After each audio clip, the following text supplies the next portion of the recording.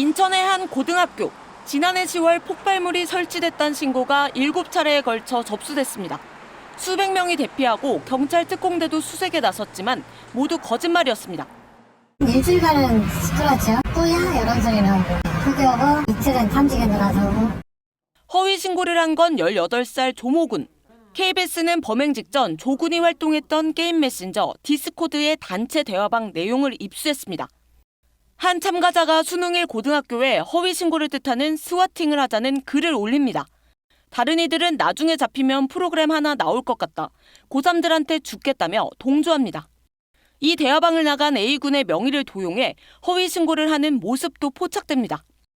한 참가자가 진짜 A군 칼부림 글을 썼냐고 묻자 다른 참가자는 해당 게시글을 신고했다며 사진을 올립니다.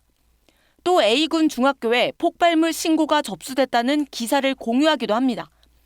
명의도용과 허위 신고를 마치 놀이처럼 즐기는 듯한 모습입니다.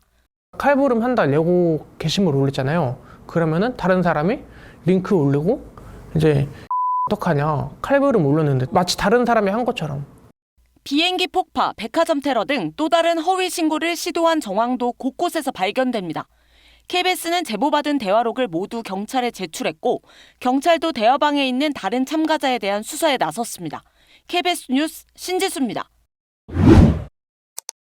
A군이 디스코드 대화방을 나간 건 지난해 3월. 이후 대화방엔 괴롭힘 계획서가 올라옵니다. A군과 가족의 불법 합성 사진을 제작해 유포하고 다니는 학교를 찾아가 협박한다는 내용. 이들은 이런 계획을 실행합니다. 밤을 넘어서 교실로 침입을 해서 아이들한테 어딨냐 잡으러 왔다 막 이런 식으로 호복성이라고 느꼈고. 괴롭힘은 점점 대범해지더니 급기야 A군 이름의 허위 폭발물 신고로 이어졌습니다.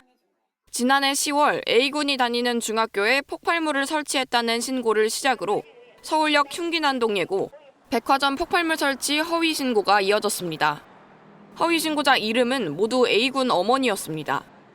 오늘은 서울 현대백화점 폭발물 이렇게 폭탄 설치한다고 이렇게 했거든요. 저것처럼 주소지가 여기로 돼 있어가지고. 신고가 접수될 때마다 경찰에서 연락이 왔고 그럴 때마다 어머니는 어김없이 가게 문을 닫아야 했습니다.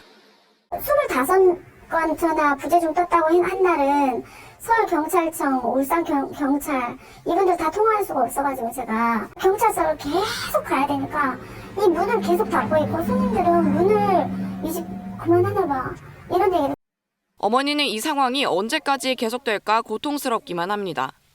아침에 눈 뜨면 또 집 앞에 있을 것 같고 그리고 주차를 하면 주위를 계속 두리번거리고 내가 이러다 죽을 것 같다. 우리 아이들 인생 어떻게 하지 이제.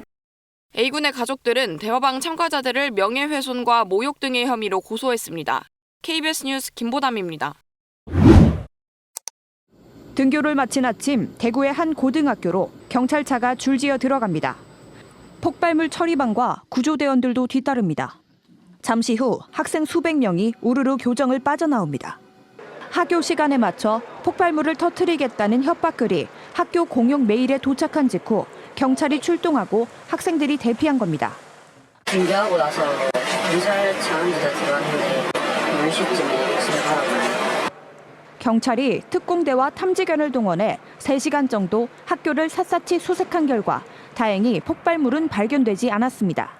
학교 측은 학생 피해가 없다고 밝혔지만 학생과 학부모들은 오전 내내 불안에 떨어야 했습니다. 난리 났어요. 그냥 부모님들한테 문자가 다 가가지고 핸드폰 키자마자 전화가 와가지고 이게 무슨 일이냐. 학교 측은 경찰의 신고 직후 등교한 학생 1,200여 명을 모두 귀가시켰습니다. 경찰은 협박 메일이 학교 자퇴생 명의로 발송됐다며 명의 도용 여부 등 여러 가능성을 열어두고 수사를 벌이고 있습니다. 명의 도용됐는지 모두 조금 더 확인해봐야 되고 공중협박죄로 그렇게 처벌됩니다. 지난 주말 서울의 백화점과 강원도의 한 중학교를 폭파하겠다는 협박글이 올라오는 등 불특정 다수를 겨냥한 협박이 전국에서 잇따르는 상황. 대구교육청은 수능 당일 있을지 모를 폭발물 협박에 대비해 경찰과 시험장을 사전 점검하고 외부인 출입을 엄격히 통제하기로 했습니다. KBS 뉴스 문다입니다.